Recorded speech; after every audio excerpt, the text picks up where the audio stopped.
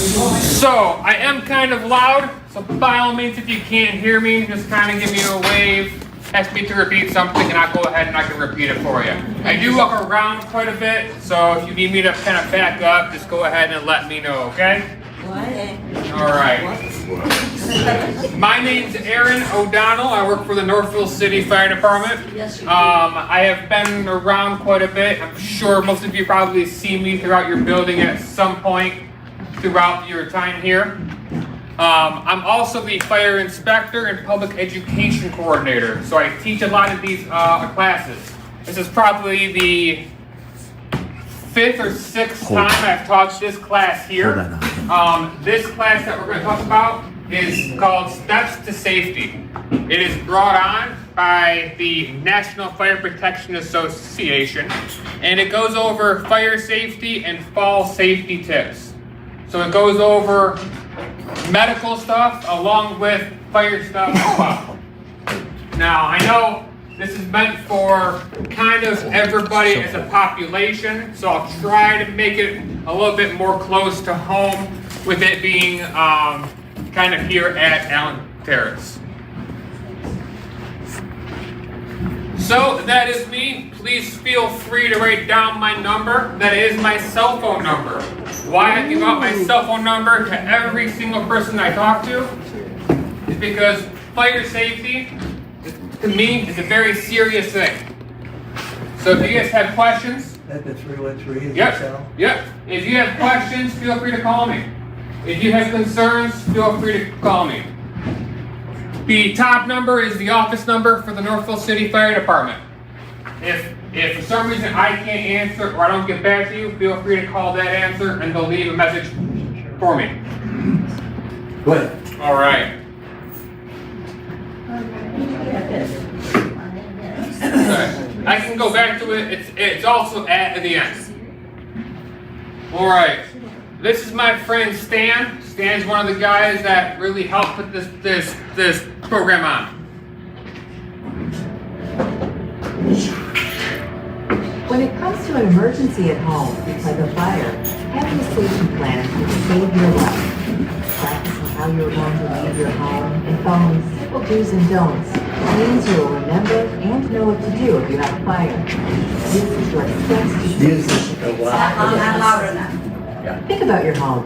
How would you get out if your typical exit path was blocked by smoke or fire? Planning how you are going to leave each room now means you can act faster in an emergency. Be sure you can actually do what you plan. For example, are you physically able to crawl through the window? And if you will need extra help, share your plan with loved ones, caregivers, trusted neighbors, and even the fire department. Now that you know how you are going to leave, make sure that nothing is in the way. Check that doors easily open. Windows too. Boxes, vacuums, and clutter are just a few examples of items that could make you trip. You should have smoke alarms in each sleeping area, outside of each sleeping area, and on each level. This will alert you that there is smoke in your house and give you time to get out safely. Test them monthly by pressing the test button and replace alarms that are over 10 years old or if they've stopped working. Change batteries according to manufacturer's recommendations. Research shows that you can have as little as 2 minutes to get out in a home fire. So essential items like eyeglasses, your phone, and a cane or walker should be easily accessible where you sleep. Leave everything else, as hard as that may be, and get outside. Your life is more valuable than your possessions. Once you've made it out safely, go to your designated meeting place and call 911 or your local emergency number. Be sure to stay clear of the fire and smoke. What if you can't get out? If escape isn't possible, shelter in place by closing as many doors as possible between you and the fire and putting a towel or blanket under the door. Immediately call 911. If possible, stay by a window for emergency personnel to find you. What if you don't live in a single-family home?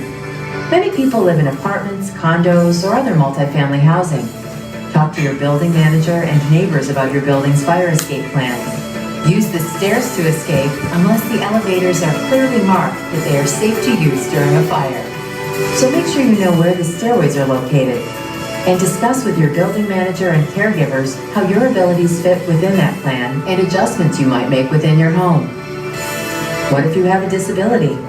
For example, if you're hard of hearing, a bed shaker alert system that works with your smoke alarm will alert you when you're sleeping. Strobe light alarms can give you an additional alert for smoke. Work with your healthcare provider and local fire department to help make plans specific for your abilities. You don't have to do this alone.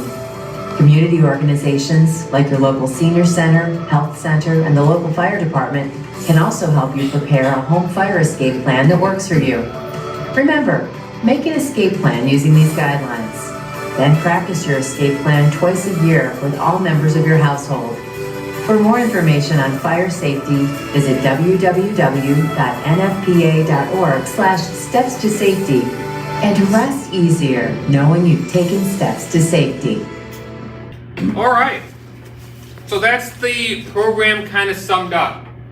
It's steps to safety. We're going to give you 8 fire messages and then 8 medical messages. Now I know in here it says test your smoke alarms. You don't have to. Terrace does it for you.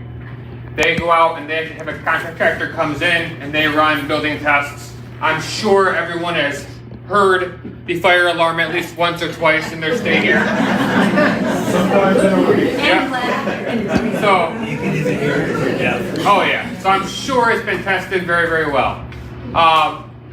What we do at the fire department is we treat every call we get here as an emergency.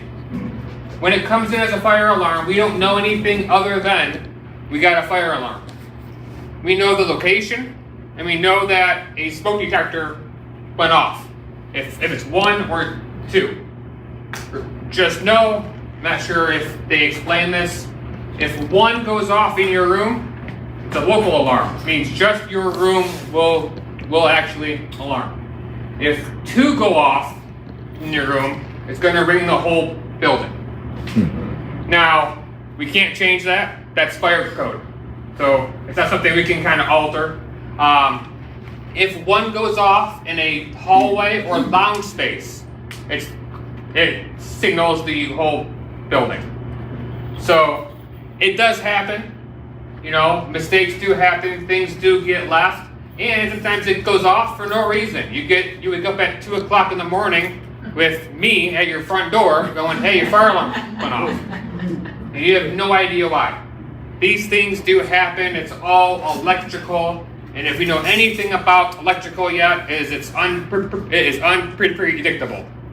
I can't tell you, I can't give a good reason why these things happen, but I can at least work with you to make sure it doesn't happen as much.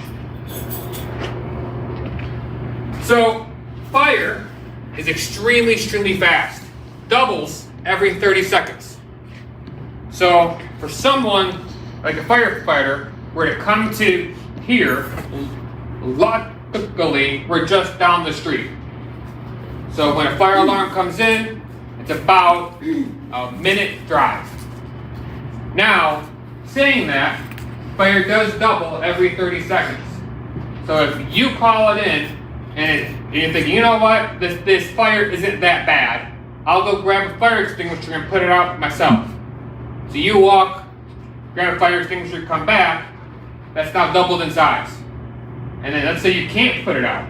So you go, grab your phone, call 911, we come out. The average response time for our fire department, because not only do we have to get our stuff on, get the trucks on, and come here, we're looking at anywhere between 4 to 6 minutes.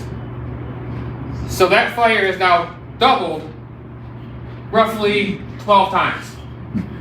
So their little trash can fire has gotten very big, where now it's going to catch a lot more things on fire. So, you do not bug me. You do not bug us.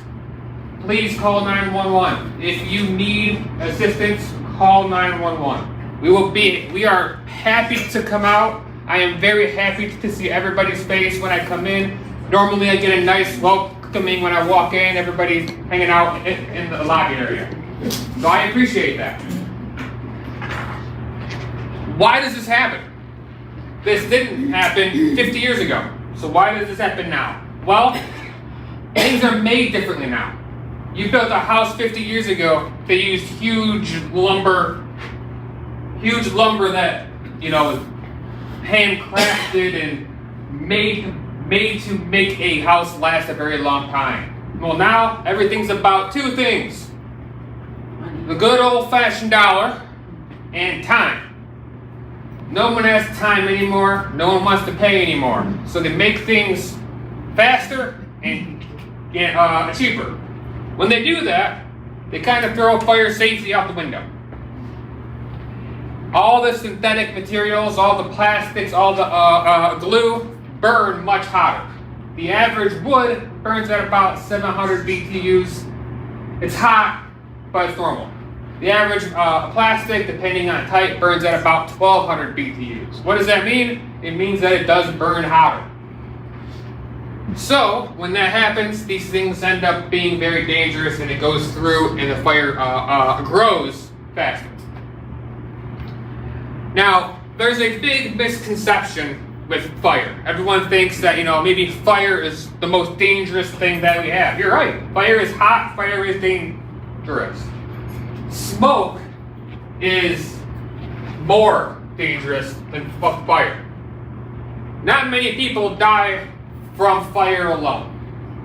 It's more from smoke inhalation. When you breathe that smoke in, it kicks the oxygen out, and now you can't breathe anymore. We have found in the fire service that most of the people that end up passing away from an incident is found 10 feet from their front door. What does that tell me? That tells me that they know their house. They're trying to get out. But when they come down the stairs, go in the hallway, they can see it. There's my front door. I gotta make it 20 feet, 30 feet. They walk 10 feet, and then they end up not being able to continue the rest of the way. Studies show now we have roughly 2 minutes to escape a fire in an average home. This building's different. We have sprinklers in this building. So this building, sprinklers do not put out a fire. They contain it. It makes sure that the fire doesn't go from one place to another. It just holds it in that spot.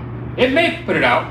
It is water, but they're not designed to extinguish all fires that end up happening here. We still have to show up. Especially if you were here, 2 years ago, I think. We had the sprinkler go off on the 4th floor. I was here, that was a long day. And I'm sure it was even longer for people here.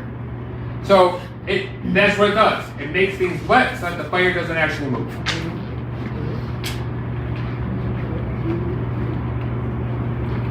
So what causes these fires? What can we do as a team to stop this from happening? Well, one of the top causes is cooking. Just from cooking, people end up cooking something and then forgetting about it. Cooking something and then end up going off and falling asleep somewhere. Or just the fact that when you cook, you have a towel, you put the towel down, you come back, the towel's on fire. You didn't think about how close you put the towel to the stove. Space heaters. Luckily, we do have a pretty big facility here, but I can guarantee that the end units get pretty chilly in the winter, especially with that patio door there. So, a lot of people like to use space heaters. Well, space heaters, depending on the ones you use, have built-in safety features. Some don't. Has everybody here heard of Amazon? Show of hands? All right. When you buy something on Amazon, you have lots of choices. You can buy the $5 space heater. I'm sure it works. I'm sure it will keep you warm. But they kind of took out a lot of those safety features. Or you can buy the $30 space heater that has some safety features in there. And then you can buy the $500 one, which we're not even sure why it's even out there. Smoking. Now, this is a no smoking facility, so no one should be smoking in their room. But we have had instances outside where someone puts butts in a trash can catches fire. It does happen. So we have to be we have to be smart about it and know that if we end up putting something in the garbage can, something in the garbage can may be caught on fire. So make sure we do put everything out. We can use sand. We can use, the little buckets, and we can use non-combustible material. It's metal. Don't use wood.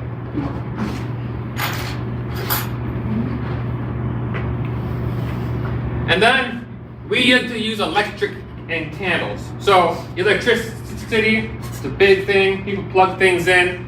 I'm sure there's extension cords everywhere. Easy rule, do not plug an extension cord into an extension cord. Why? They're not built that way. We've been on, since the last couple of years, I've been on 2 fires in houses in this area that have had extension cords plugged into each other. And then candles. Candles is a big thing. A lot of people like to put out candles. They smell good, they look good, but they put it too close.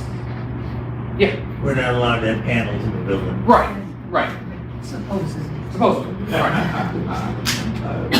I'm not here to say what you can and can't do. I'm here to say if you're gonna end up doing something, I prefer it to be safe. So that's up to the office staff.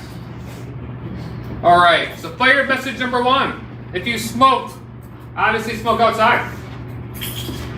Use deep, sturdy ash trays. Non-combustible is the key word. You do not want something that is flammable or combustible. Wet cigarette butts before throwing them out. Simple concept. Never smoke in bed and never smoke on oxygen when in use. So we've had this happen before, and I've seen it. People end up having a cigarette with an oxygen tubing. It happens. So I'm not here to tell you not to smoke. I'm not here to tell you to smoke. I'm here to say whatever you do it safely. So if you end up having a cigarette, shut off the oxygen, remove it, smoke your cigarette. Never leave candles unattended and keep them 1 foot. So if you guys can have candles, wonderful.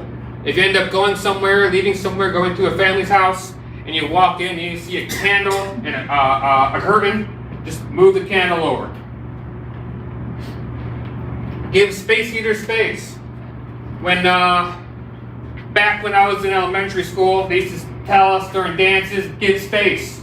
Give space. Same thing. Give space heater space. Right here, it states how tight to actually do it.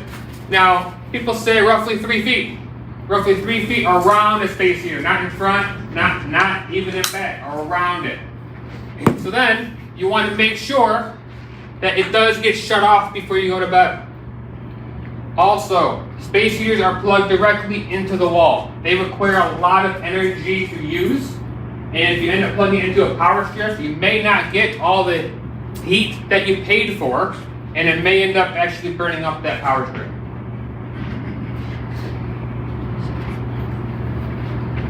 Purpose number 3, stay in the kitchen when frying and cooking food. I'll tell you, I have been that person to cook something. I have some kids, so I do end up getting distracted when trying to make dinner. But you never want to leave it unattended, because you never know what's going to happen. You may have everything nice and clean, and I came back to one of my handles of my pans burned. I didn't put it there, so I don't know who did, but it does happen. Wear short or form-fitting sleeves when cooking. We've gotten a couple calls from people who end up actually trying to reach something in the back burner and it catches their sleeve on fire. Keep a lid nearby. Now, I'm going to kind of add to this one. Keep a lid nearby. Why do you think that? What happens when you put water on a grease fire? Right, it gets bigger. It gets bigger. Grease and fire, or grease and water do not go along very well. So, how do we put it out? Suffocate. Exactly. Suffocate it. What about a fire extinguisher? Would that work? It's splashing again. It would splash. Now, fire extinguishers, the ones we have, are ABC fire extinguishers. That's what you have pretty much throughout. When you spray a fire extinguisher, they're filled with compressed air. Some are filled with compressed CO2. But it's all that is bottled up. When you push that trigger, you're getting a whole lot of air getting pushed. It's gonna push everything else and make it even bigger. So, smothering it is the best way. Keep the lid, put the lid on top. And then I'll go ahead and address this while I'm out. Fire blankets. Have everybody's heard of them? It's been a pretty new thing. Fire blankets in the fire service are not really, especially for Northville City Fire Department, we don't actually recognize the use of fire blankets just yet. It's better than nothing, I give it that. But a lot of them aren't tested, and a lot of them may be old. The extinguishers here get tested every year.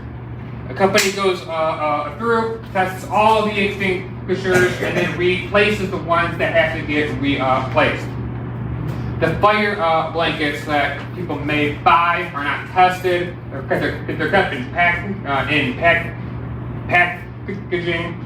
And then we did go on a call a couple of years ago where a lady went to go use one and then burnt both of her arms because you're trying to put the blanket over the fire. So I'm always advocate for more tools in the toolbox, as they say. Whatever it is you want to do to make yourself feel safer. But in instances, especially containing grease, I would stick to smothering it with the nearby lid. If you don't think you can, call 911. Last one, do not cook if you are drowsy from alcohol or medication. Everybody here is above the age of 21, I assume. Counting myself, so don't worry.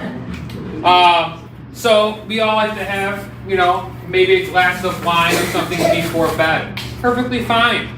Just make sure that if you end up consuming these adult beverages or taking medication that may make you drowsy, you get your cooking done all out of the way, just in case you do end up falling asleep on the couch. Not saying I've been there. What are some ways?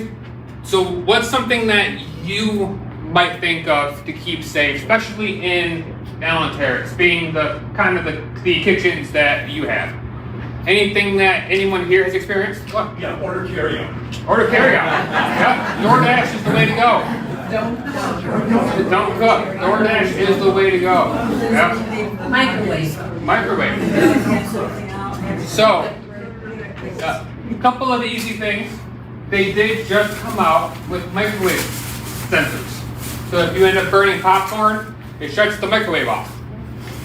So it may have solved the burnt popcorn for the first time in generations where no one's going to be burning popcorn anymore. We'll see.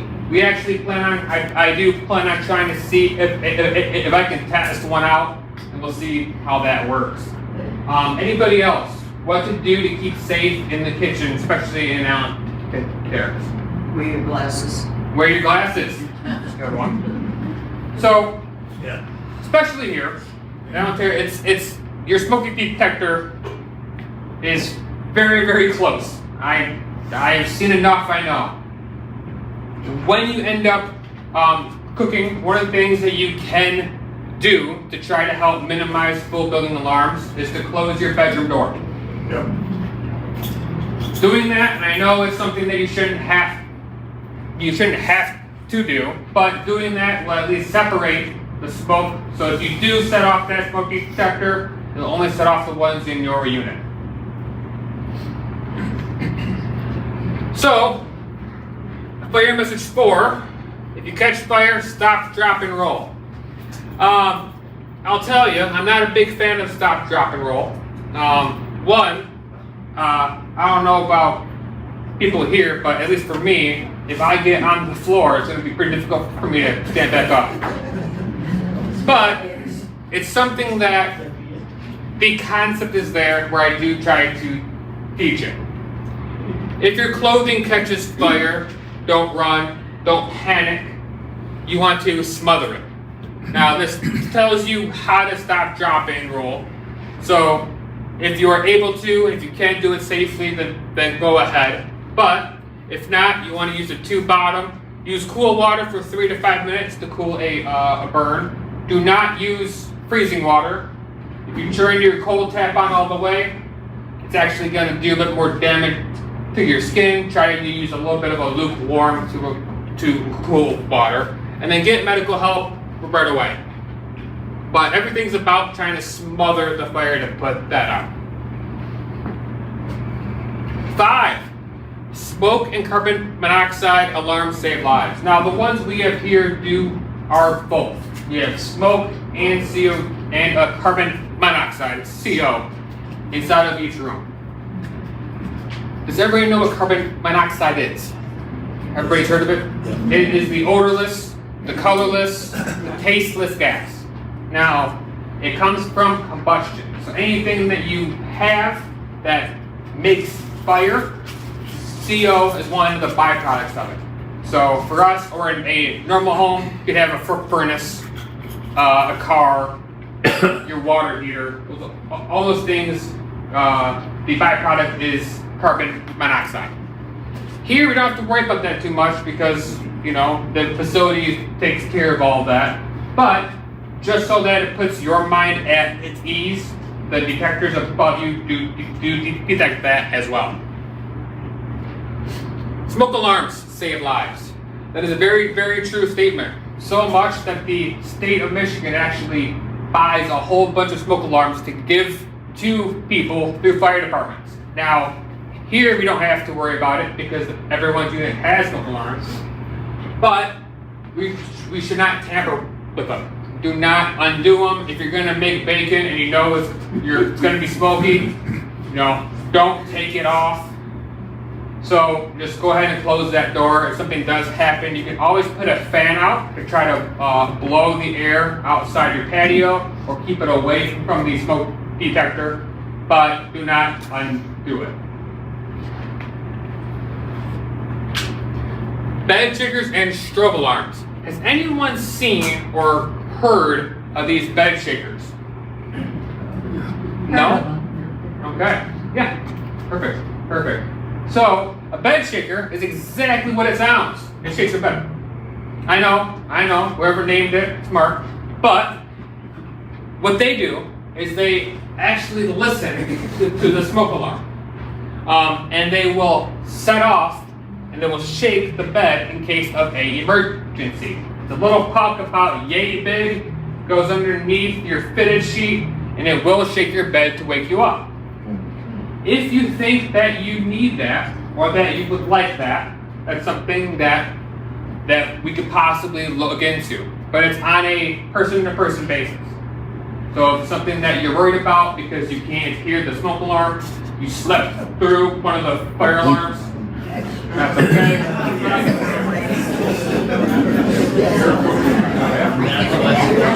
I know. I always give it a shot. Yeah. I have a question. Sure.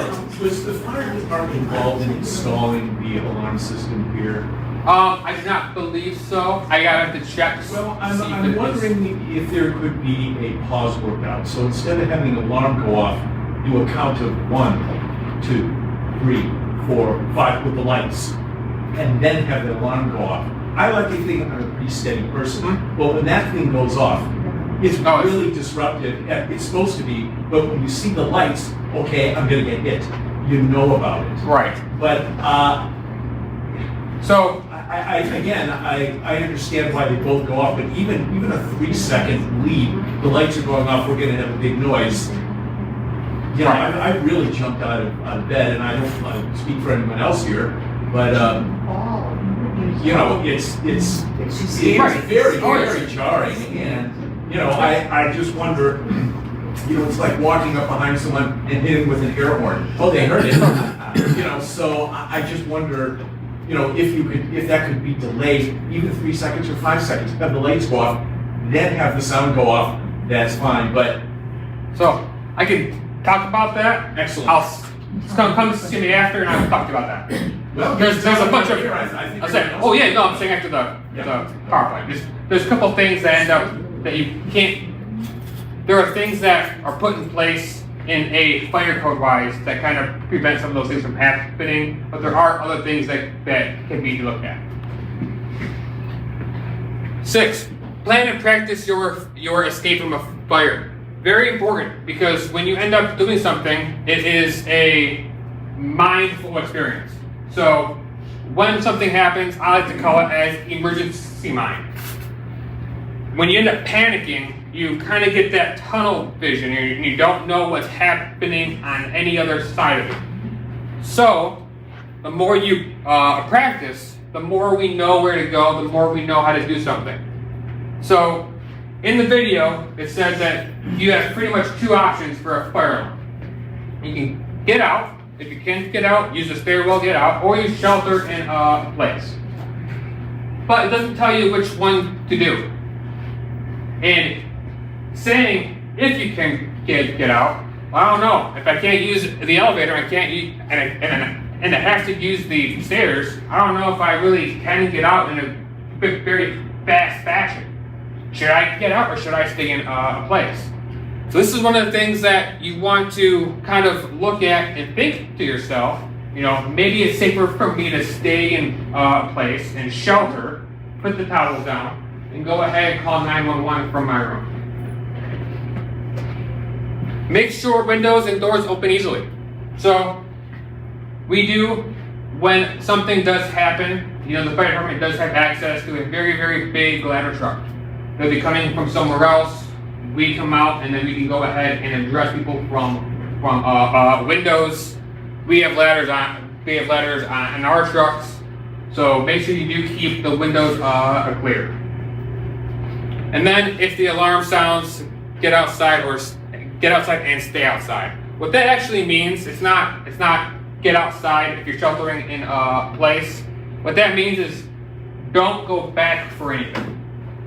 So if you come in and you shelter in a place and you go, well, I'm in my bedroom, but I forgot something in the lobby. Let me run and grab that real quick and then I'll come back. Or if you come outside and go, well, you know, it is kind of cold outside. I should probably run in and grab my sweater and then I'll come back outside. When you get outside, stay outside. So, and then again, if you can't get out, shelter in a place. Aaron? Yeah.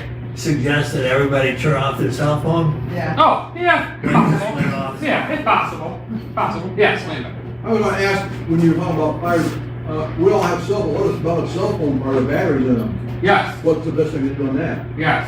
So, lithium-ion fires are becoming more and more of a rapid thing. These batteries do get dangerous. When charging a phone, the best thing to do is keep it on a hard, open surface. And then you want to use the charger that came with the device. Why I say that is because your device and the charger talk. So if you have Samsung or Apple, they talk to each other. The phone says, hey, I'm full, shut off. And it does. Poof, there you go. Your phone's at 100%. Now it's safe.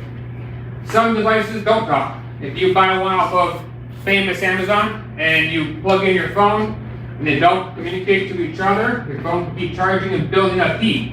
If you put your phone on your pillow and put it underneath your pillow because you really have to wake up and the vibration shakes your pillow, that phone may get too hot and it can set your pillow on fire. So if something like that does happen, fire extinguisher for sure is the best way. And if it's too big, go ahead and call 911, get out.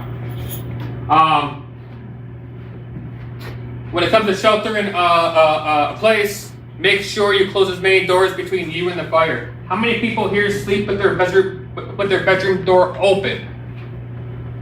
All right. Who thinks that keeping your bedroom door open is a good thing, or it doesn't matter for a fire?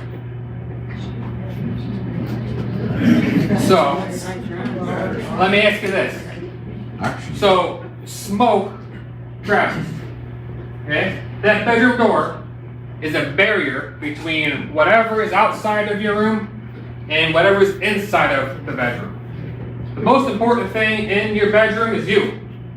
So you are on the inside of that bedroom door. So so if something does happen, that bedroom door will protect you from smoke. Now, it has been shown in multiple videos and tests throughout the country that if there's a fire, it will be hotter on the outside of that bedroom door than on the inside. So it keeps you a little bit safer. So what we say, we have a little bit of a saying, says, close before you doze. Close the bedroom door before you end up going to bed. And what that does is that kind of makes that barrier to keep all the fire and stuff you don't want out. Place a towel under your door. That is to also kind of keep that smoke out. So try to fill in those gaps. And then stay near a window and call 911. Know your local emergency numbers. For us, very easy. 911. Call that. You get police. You get fire. You get the ambulance. You pretty much get everything you need. If you end up going outside, and I'm a big advocate, keep your phones on you. Keep them near you. And later on, we will talk about a couple of medical safety messages that even more push for people to keep their phones near them. And then the last fire message 8, plan your escape with your abilities. So, by your bedside. I have taught this class probably close to 50 to 100 times throughout the area. I always, in this little picture here, you can kind of see she has a flashlight, glasses, and the cell phone, and the cane. So I always ask, what are some things that you think should be by your bedside in case you have to go out? What do you think? Medication. Medications. What about something in case of an emergency? We can always get you more medications. What about an emergency? If you had to leave right now, so if you're sleeping in bed and you had to get up and go outside, what are some things that you need at that moment to do that? Phone, glasses. Yes. Identification. Okay, so maybe the wallet, the purse, the whole purse. Okay. Jacket. Jacket. Yep. Shoes. Slippers. Yep. Yep. So all these things are very good things. So this is something that you might want to just talk amongst yourselves. I can't tell you what you need. I can tell you what most people kind of ask for, and that's the same thing. A flashlight in case you have to go to the bathroom at night, or in case you have to get out at night. You have a flashlight. The cell phone, the glasses, yes. Slippers and shoes, purse, yep. Yep. And you keep it all in that one spot, right by the nightstand, so you know where it's all at. So if something does happen, fire alarm goes off, you hear someone and you see someone that looks like me come up and say, hey, we have to get out.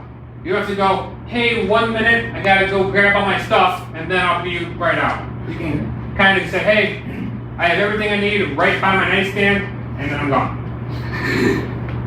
Should we create go backs? It's sort of like a go back, but you can't have more than one cell phone. I mean, you could, but one cell phone's already hard enough for me to keep track of. But something kind of like it. It's just something extra, and you can keep an extra set of glasses by your nightstand. It's whatever that makes you feel the safest. So when you have that type of emergency, you can get out.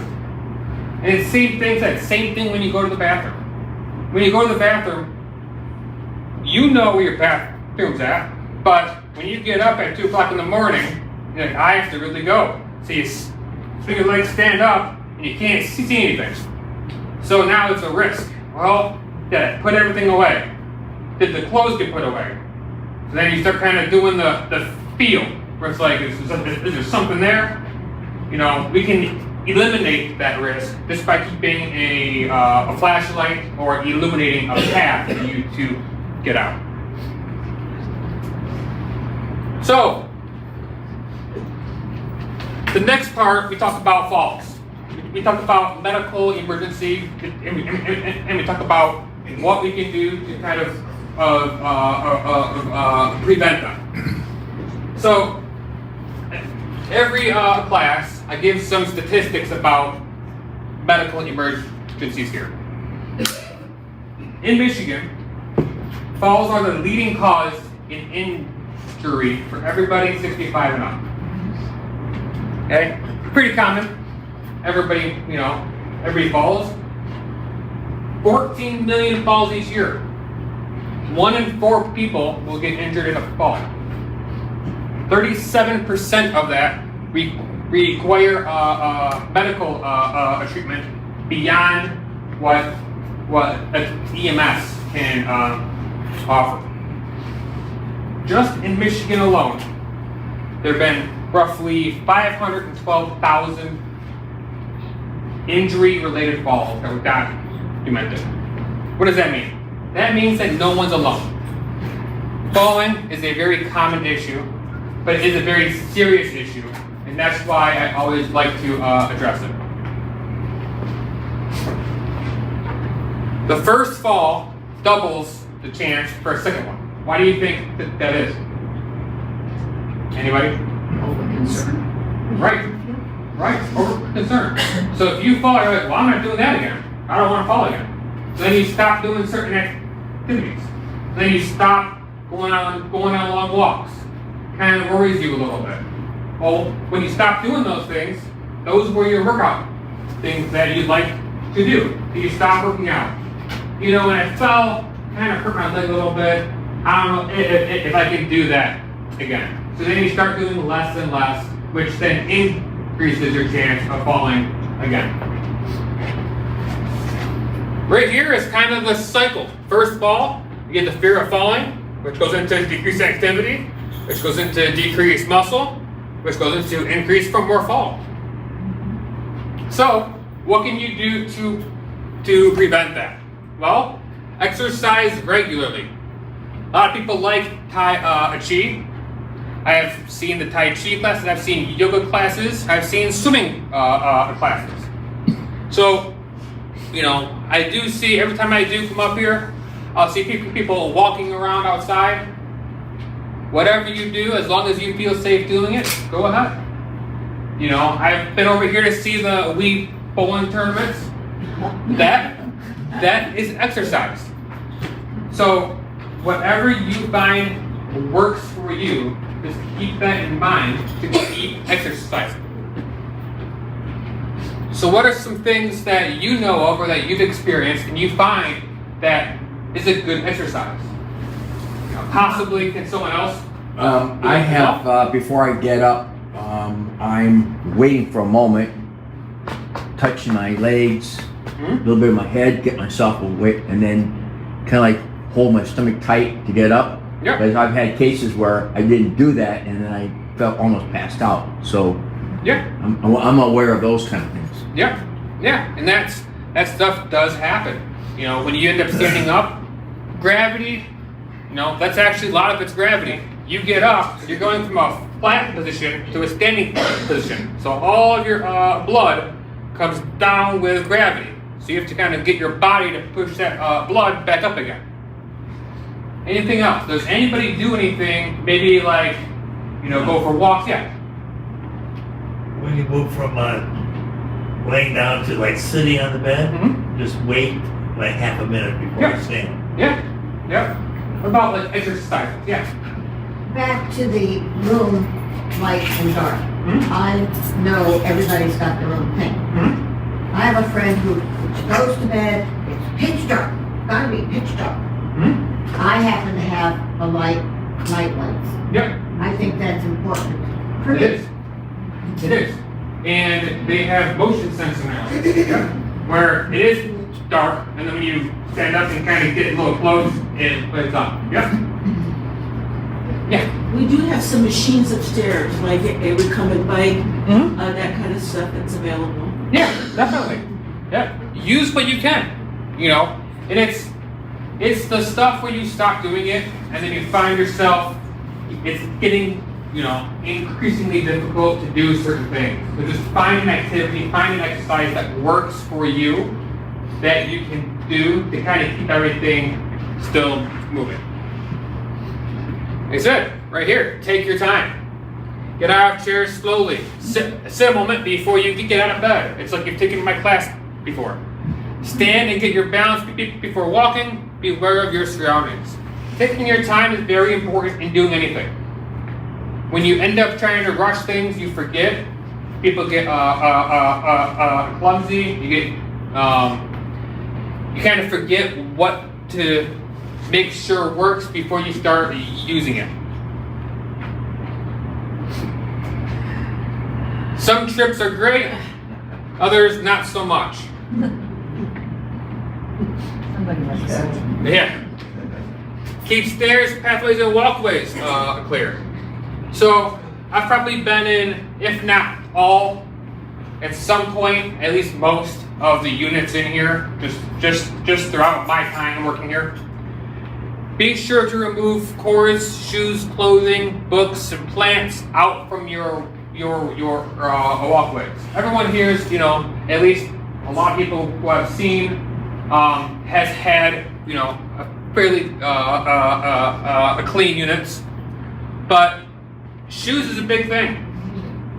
So I also work for a college.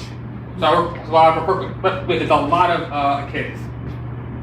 And the dorms, they put their shoes, and I'm sure people here, if you have kids, you walk in, sling your shoes out, drop their coat here, strap their bag here, and then you're walking, trying to kick things and move everything out of the way. Trust me, it happens. I said, I have some kids as well, so I can't tell you how many times I've tripped over their stuff. But we want to make sure that that stuff does get moved, because in case of an emergency and you're not looking for it and it's nighttime, you might end up tripping over it. So when you go up, keep at least one hand on the railing. This kind of goes in to take your time.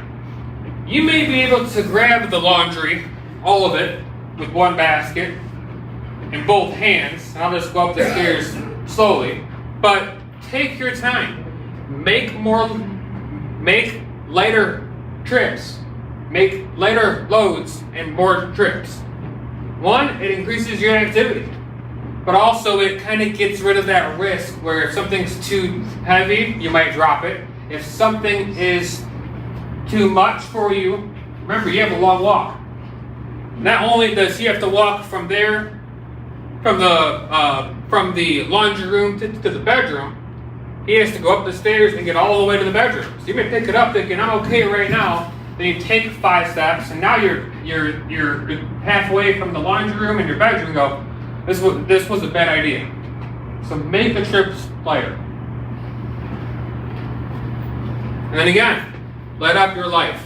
So right here, this goes into that same topic. You want to put those night lights out, something to help you see at night. And also your glasses by your bed. Now, for me, I don't have to wear glasses, but I'll tell you, my wife does, and every night I'm the guy that puts the glasses right there, because when she wakes up in the morning, I hear the same thing. And it's her bumping everything, trying to find her glasses. So make sure you put your glasses right there, so when you get up at night, you can put them on and see where you're going. And then improve lighting. There are multiple lights out there that are motion censored. That you plug them in, and they can just light up the floor level. So use night lights. Put them in your bathroom. Put them on the hallway. Stairs, we don't really have to worry about, at least not in anyone's rooms. But you want to make sure you also have easy to grip handles installed. I believe here everyone's bathrooms have the grip handles to help you get in and out of the bathroom. So those are things that you want to make sure you do use and you do utilize so that you can help make that transition. Non-slip mats and grab bars in bathrooms. Non-slip mats are very important. There are a lot of mats out there that will tell you, oh, this is a non-slip mat. And then you walk on it, and enough force, everything slips. So you want to make sure that if you're going to use one of these non-slip mats, that you buy the really thick material, the stuff that when you put it down, it suction cups to your floor that will not move. You also want to be kind of worried about how high it sits. A lot of people are getting mats that are pretty thick, and if you know, for me at least, I've bumped my feet, I've tripped over mats, and I look and go, this is a pretty thick mat. Especially, and I've been telling my guys, please, and you can tell them, hey, if someone puts a rug in front of that door, say, I will call Aaron, and he will yell at whoever is at the fire station. Because I have told all those guys and girls the exact same thing, not put that rug there. Because I just came in here at 2 o'clock in the morning where I'm half asleep, and then I've fallen over the rug. So again, if you see someone who does it, tell them, hey, fix it, or I'm gonna call Aaron. And he's gonna come down and he'll tell you. If up spills, you know, what are some things that you put in your bathroom to kind of help you out? Did anyone find something that kind of works better for them to help them either stand up, move throughout the bathroom, or even get to the bathroom? Well, our night light is, that one is always on. Yep. Unless it gets light out. But Right. it's not off on, it's just on. On? Okay. Good. Anyone else? Yes. A bath stool Bath stool? in the tub. Yeah. If you're unsteady on your feet, you lean down. That's good. That's good. Yeah. Anyone else? Go ahead. That's all I came for now. Okay. Well, definitely, if there are things that you found out, things that you know that works for you, I can guarantee it'll work for somebody else. 6, beware of uneven surfaces around the home. This one always gets everybody going. So I'm gonna tell you, it has been the better part of my career to try to help everyone out and the citizens of Northville with getting the sidewalks fixed.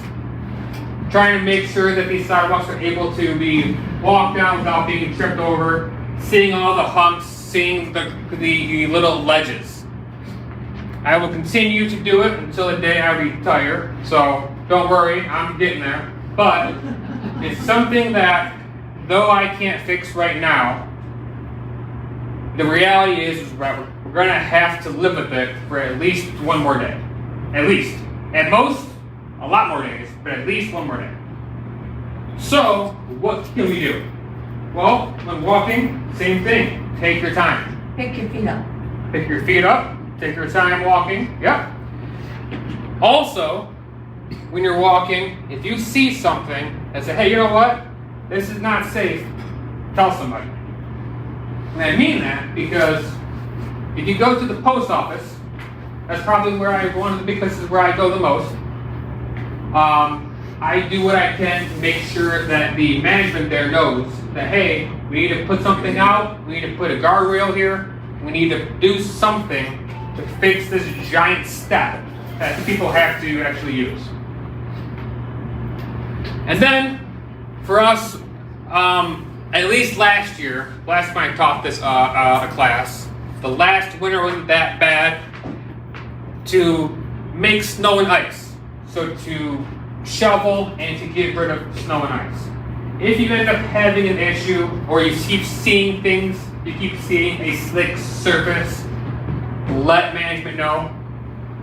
They'll have to come out. I believe, of course I get to a name blank. Dan and George. No, Dan's gone. George, right? George and Adam. Adam's the new one. All right. Yes. Let them know. If you see something, hey, you know what? Water's cooling up. It's going to freeze tomorrow. We need to make sure we get some ice over there. It's very important because you don't want to be the one to find out the hard way, and neither do I. We actually carry ice or salt with us. So if I see something, when I come out here, I salt it. Yeah. During the winter months, the maintenance guys put a salt container out by the door here and also out in the parking lot in at least 1 or 2 Yeah. spaces. And any of us can take salt and spread it over a place that's frozen over. Because I think the biggest issue is after it's been cleared, a warm day, sun melts, it warms down, and so you have a thin piece of ice on the surface that's refreeze. And that salt is out there. Any of us can take that salt and spread it over a refreeze area. Awesome. Sounds great.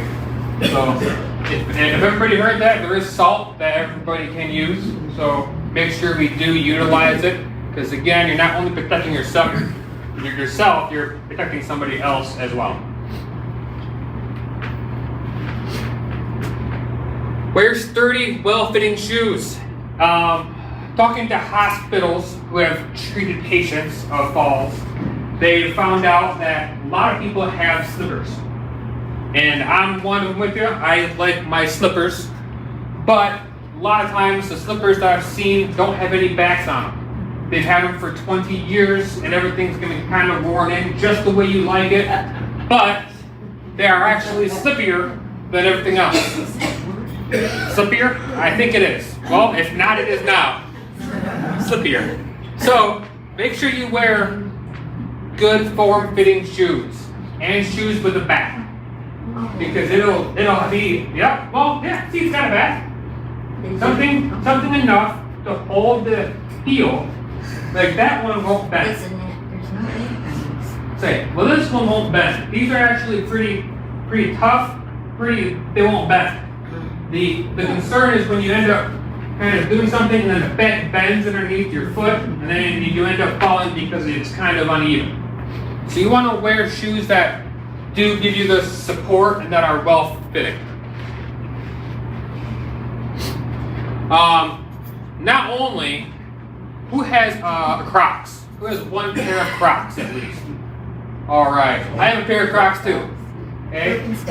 Yeah. So Crocs, what they call four-wheel mode, or you put the thing back and you can put it like a shoe. So make sure you actually use those when you need to. If you're going from your bedroom to the bathroom, maybe the little slipper's okay. But if you're going outside for a walk, you know what? I'm gonna need that back support just so that this Croc doesn't fall off my feet. This is a big one. I'm not sure if they still give this out. If they give out the file of life medications here. Okay, perfect.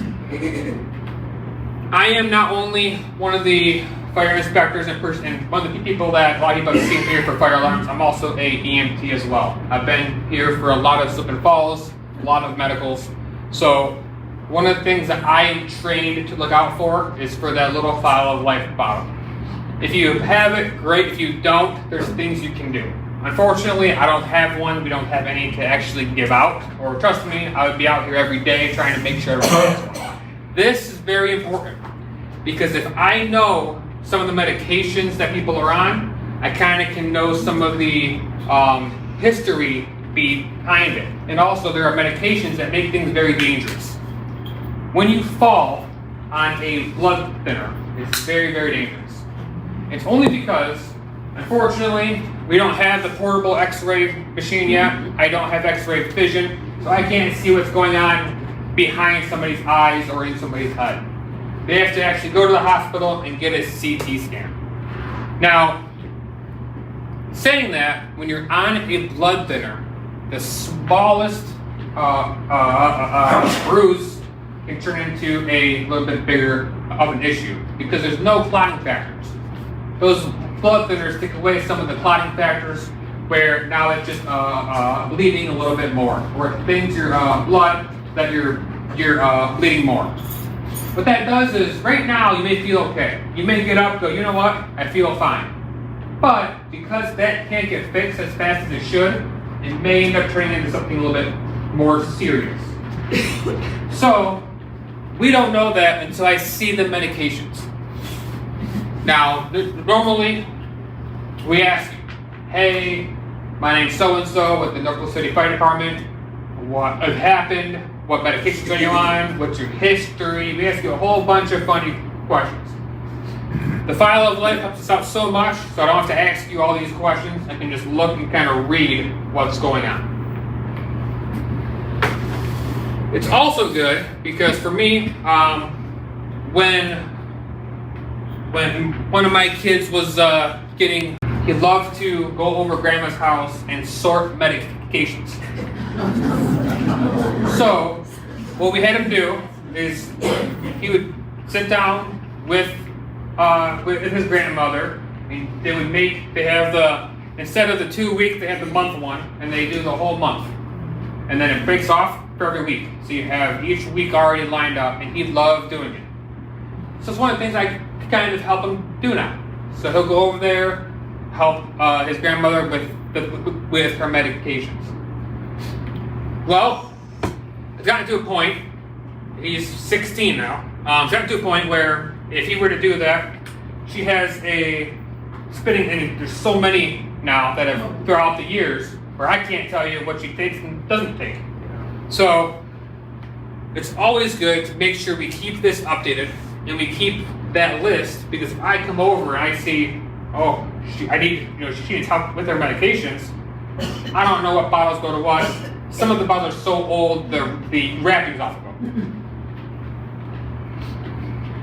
And then review your medications. This is an important one. A lot of people take medications and, they all have side effects. Sometimes they're completely manageable, no problem. But if something makes you too sleepy, you find yourself cooking a lot, and you know what? Every time I take my medication, doctor says take it with a meal at nighttime. Well, that means I have to cook it and then take my medication. Well, at that time, I'm already pretty tired. So taking that medication, even earlier, I get too tired to cook. So communicate that with your doctor, because they'll be the first one to tell you, hey, you know what? Instead of that, we're going to try this one. It's going to be less drowsy. Everyone has different side effects that can happen with certain medications. So make sure that you do talk it over with your doctor to kind of keep everything in balance. And maybe they need to adjust some things here and there.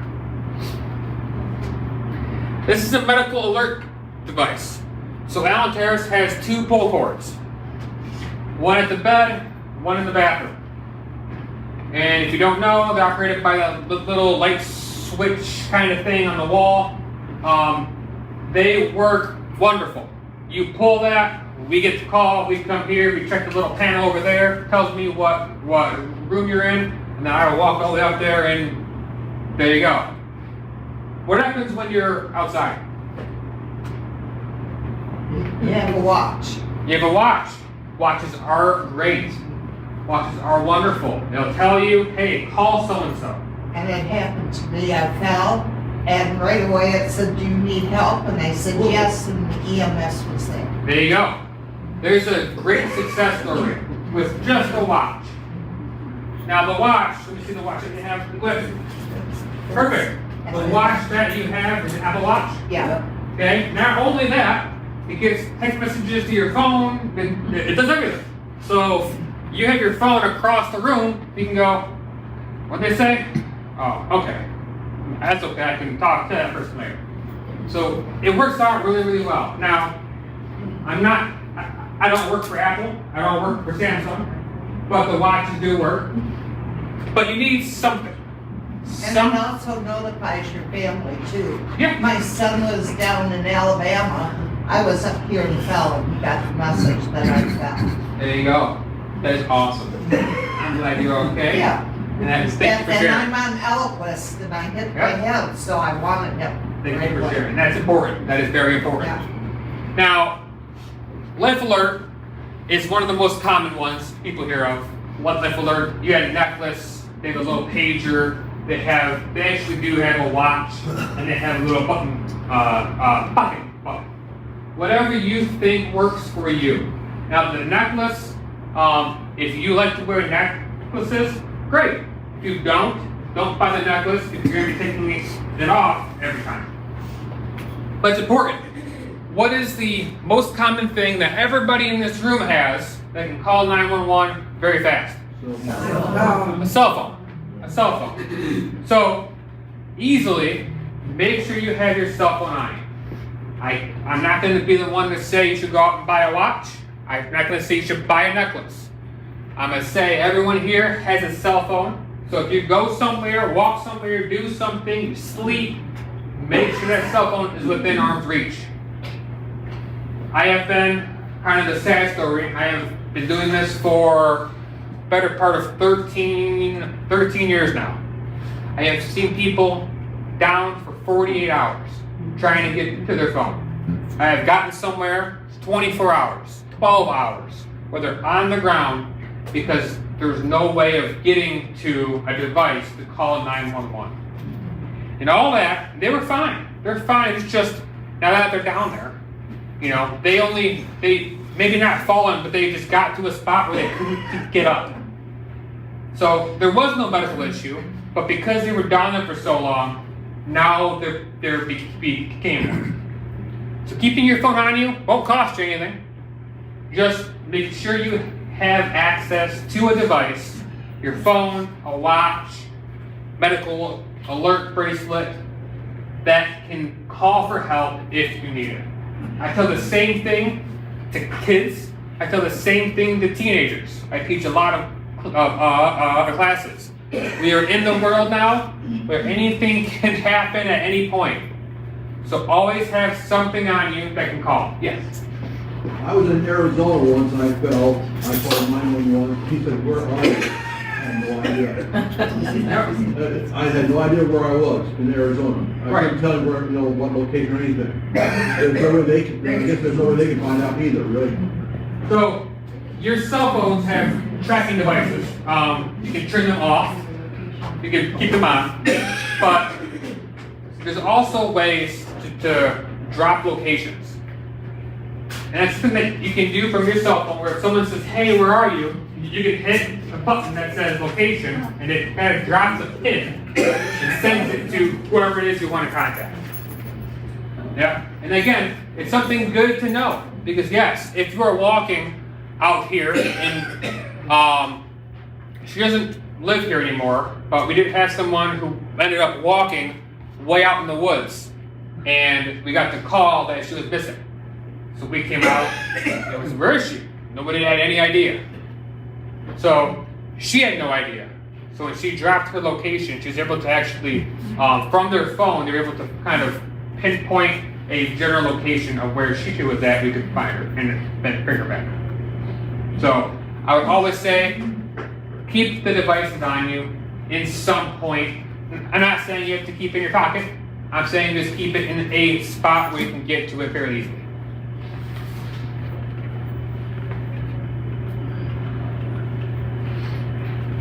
All right, so that is everything I have for just this program. Go ahead.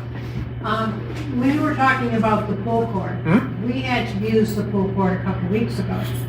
It appeared nobody was coming, so then we called, and they said they got the alert, but they didn't know what apartment it was. And there's something wrong with that system, so we called Jolin to.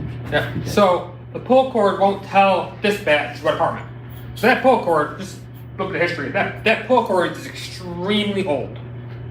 The panel in that system is pretty old.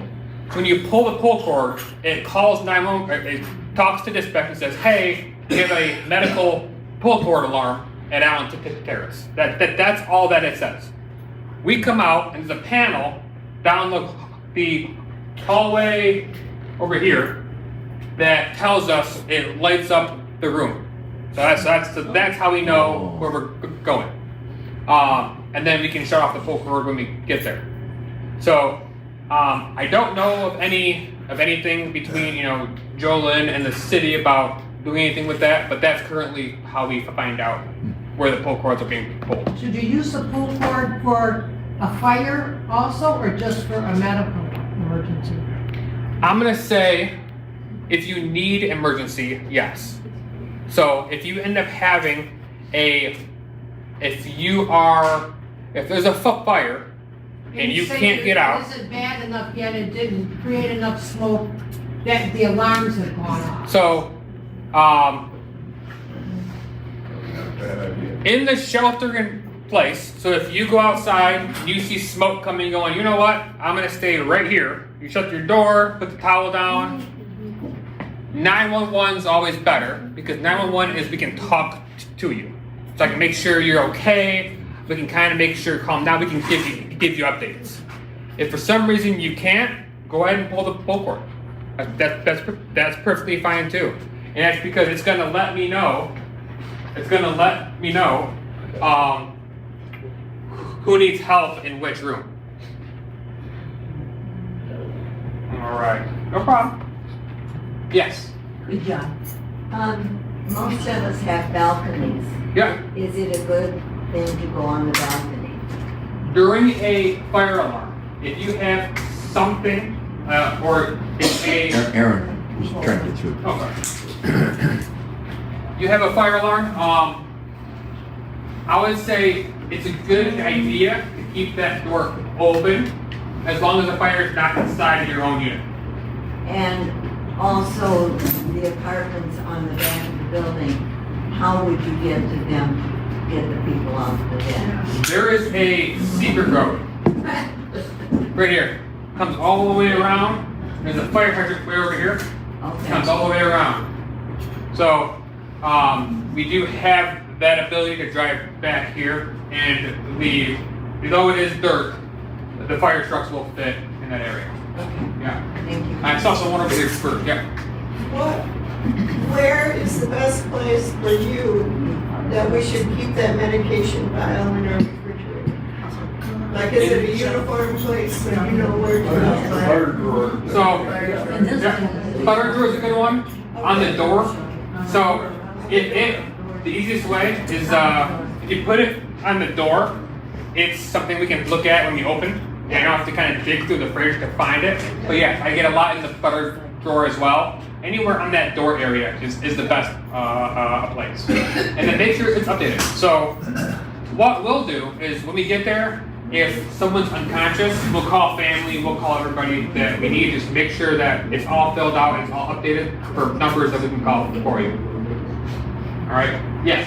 The two fires that occurred down in Southgate, where the apartment Yes. complexes were destroyed. Yes. One about 2 years ago, and one very recently. What advantage or what disadvantage do they have there that we have as an advantage here? I mean, I don't know the age of those complexes, but I saw Yeah. one of them. I haven't been down that way for the most recent, but they were totally destroyed. From a fire service side, the last one they had, the most recent one, they got the 80 residents out without any injuries, and they all got put in accommodations. It was a very successful fire-related incident to get everybody out in under a half hour. That is tremendous. But do they have the same types of systems with the sprinkler systems that we So, have here? Or? I'm not sure. I heard they didn't have one, and I had a friend that was there, Okay. and for rehab, and she lost everything, Yeah. but she was able to get out. So they probably don't have sprinklers. This building is fully sprinklered, where if something were to happen, the sprinklers would go off. So I was one of the ones that was here when the 4th floor went off because of a animal. Yes. Is our dry system, or is it a wet system, or sprinkler system? I heard it was dry system, we hook it up. So it's wet. We do have, it's a wet system. There's water, yeah, Okay. there's water. There's a fire pump in the mechanical room over there. I have to make sure over there.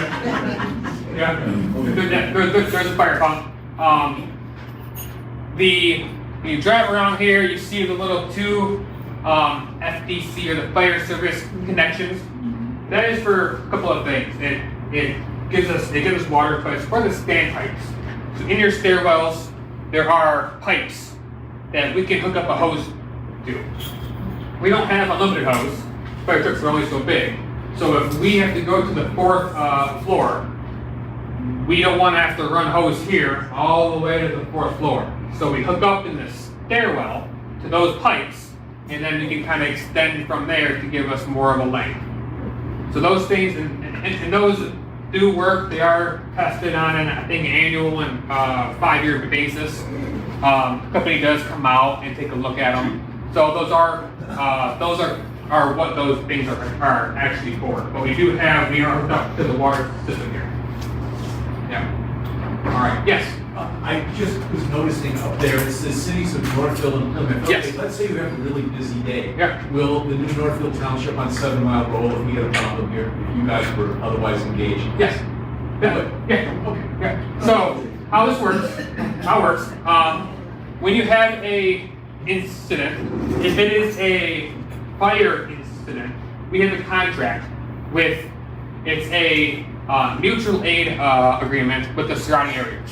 So any fire, and it means fire, that happens in Northville, you will automatically get Northville Township. Automatically. I don't have to ask. They will call them. Dispatch will call them. They'll come out. We'll get nobody. That's the first level. We have 5 levels. So depending on the incident, we can get departments all the way to Redford. So every department from here to Redford will be sending trucks and ambulances to aid us if we need it. So if there is an incident that we cannot go to because we are located somewhere else or is a busy day, we do ask for service. Yeah. Yeah. We now have, everyone has a copy of their own personal escape routes now in their apartments. Okay. Those of us that live in the core, kind of like around the elevators, now are coming out this one here in the lobby. What if the fire is here? I mean, how do we know which direction to go?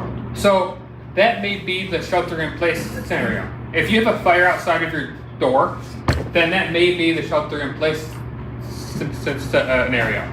The doors you have are rated for a little bit of they're a fire barrier. So that what happens is that if something does happen, those doors are built to last for a certain amount of time.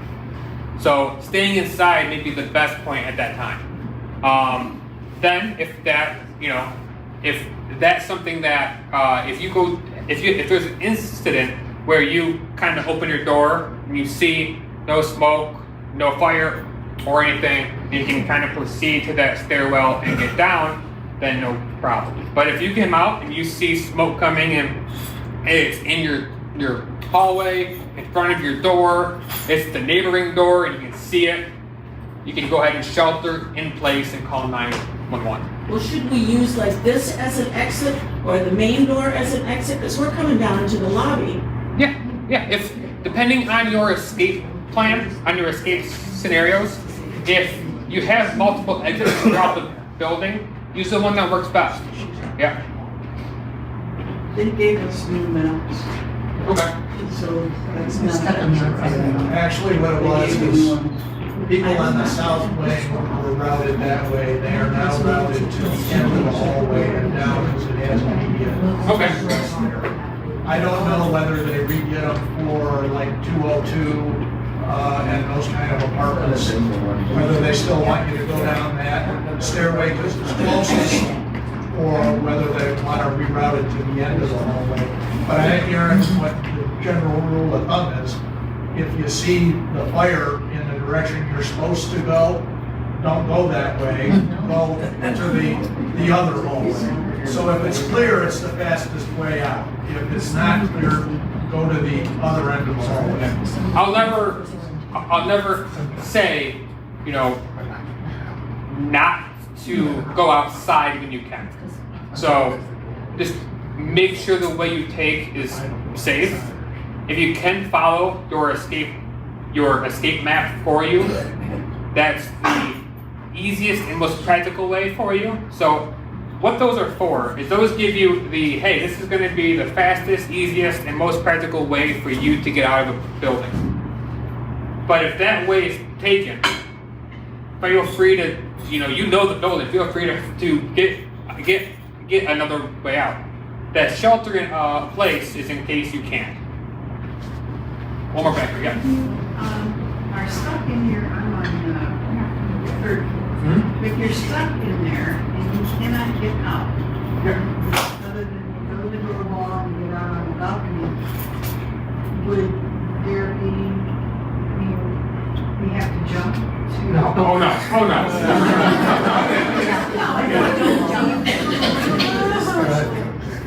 Thing where you can jump into, or you you actually can come up. Yeah. We will come up with it. Yeah. What you saying? Wrap it up. Yeah. We'll come up with it. So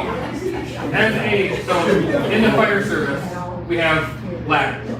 Now, these ladders, we are trained to maneuver people on the ladder enough where even if somebody can't walk, we know how to move them down a ladder safely to get them into a safer spot.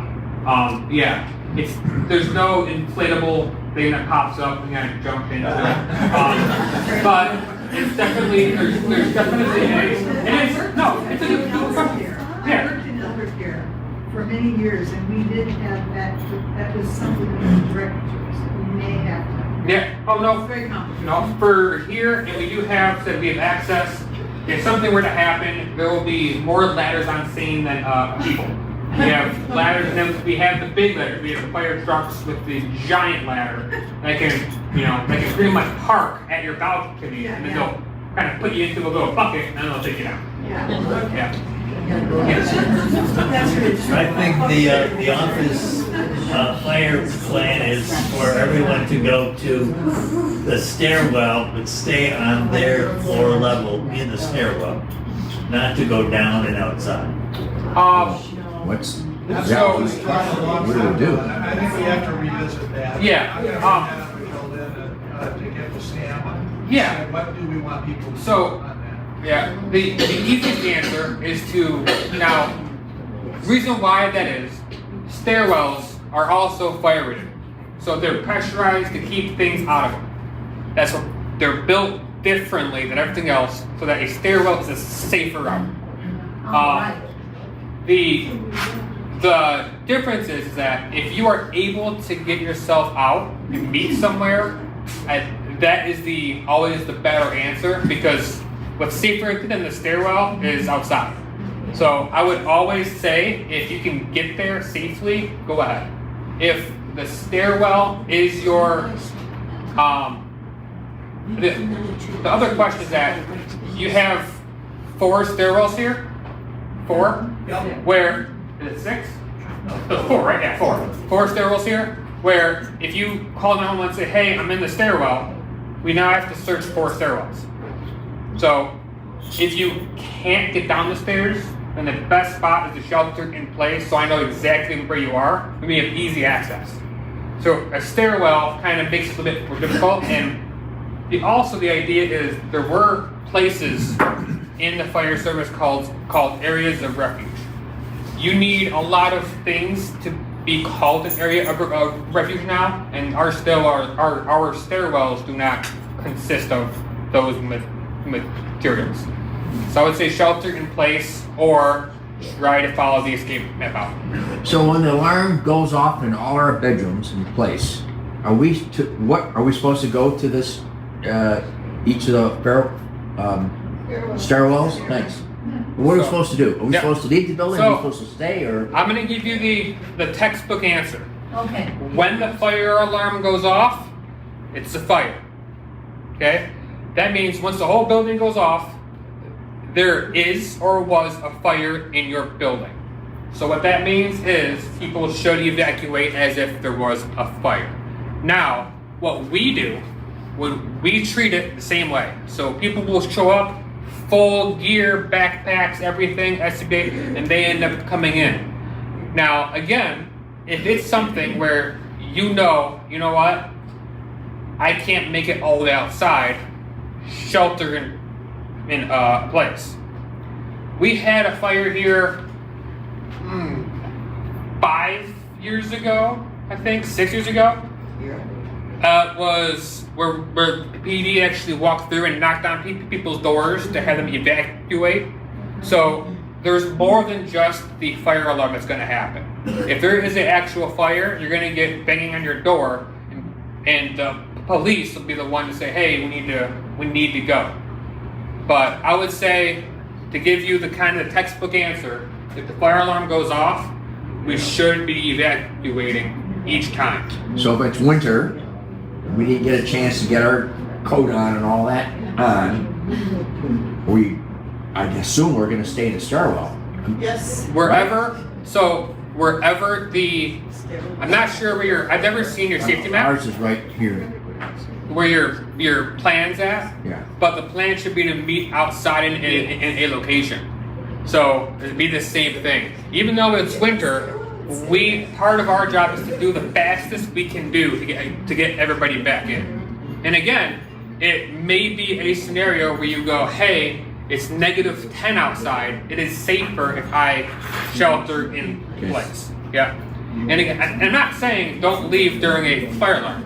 I'm saying it's going to be your choice. You have the ability to say, hey, look, you know what? I can't get out safely, or I don't have the materials to keep me safe outside in a -20-degree weather. I'm going to shelter in place right here. In the apartment, you mean? Yeah, in the apartment, and I'm going to be ready. So what that means is that you're ready for the next set of instructions. And that may be calling 911. And that's perfectly fine. 911, when a fire does happen, thousands of people call 911, and they just say, hey, we are aware, thank you. Click, hey, we are aware, thank you. So if everyone here called 911, they're not going to say, hey, stop calling me. They're going to tell you. Yes. Yeah, they're going to tell you, yes, we are aware. Thank you. We are actively looking into it. So that is definitely that kind of what happens. And this is only for fire ideas. I mean, if it was a tornado coming, what is that the same place? So I'm not sure what the tornado plan is for this building. It's something that you have to speak with Jolene about. Stairwell does sound good. I wouldn't imagine they would have everyone meet in the basement, but I don't know what exactly the tornado drill is here. But definitely a question that could be, for Jolene. Yes. I was wondering about a fireproof box. I know some people don't want to leave because their stuff is there. And as you were talking, I thought I'd never had one, but to put in the precious stuff, the papers, the pictures, whatever it is, so that you don't stop and try to take it with you or figure something out. So, yeah, and I have one. I have a fireproof box in my house. So, it's something that has a lock on it, so it kind of duals as security for you. I would say it's definitely a great idea. And they're want to get stuff before you leave or something. Yeah. And slow you down. Papers, for me, I'll tell you what's in mine: birth certificates, marriage license, stuff like that. Stuff, the important things that you can't really get back. Those are what's in there. And you can get them at any different sizes. So mine's about yay big, about yay thick, just enough to put papers in. So yeah, definitely. If whatever works for you, but those boxes do work. They're rated for so much temperature, and I know on fires that I've been on, when I walk out with it, I give it to them, they unlock it, everything's fine inside. Yeah. All right. Any other questions related to either this or kind of the building?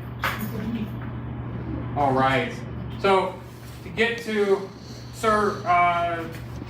your question about the fire alarm. So as a fire inspector, there's so many options that can be explored for fire alarms. I would have to look into to see if there's a way, or if there is an ability, or if it's a possibility to delay certain things. But why it's normally not is because when you are asleep, what it's doing is it's creating a longer time for notification. And even though it's a few seconds, the thought is that every second counts. And though it's a 5 to 10 second, that fire is still growing and still being active.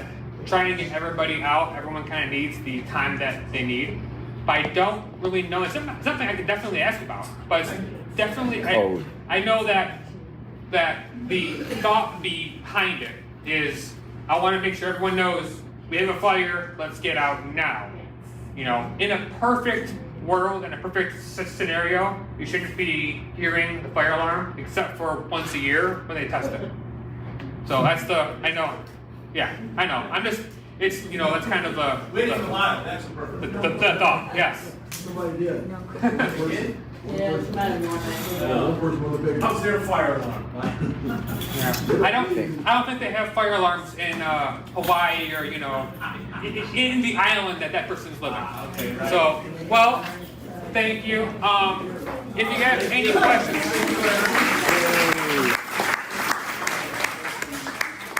I am here quite a bit, and by that I mean I do come by here quite a bit for emergencies and for just to come by.